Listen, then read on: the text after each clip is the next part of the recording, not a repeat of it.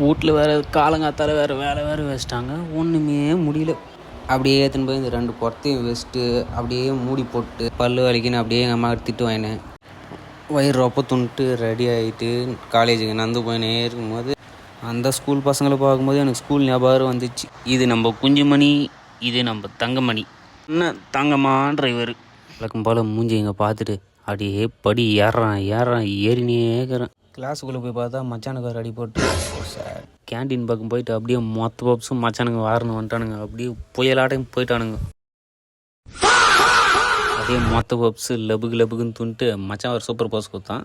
போய் போஸ் கொடுத்துட்டு போய் பார்த்தா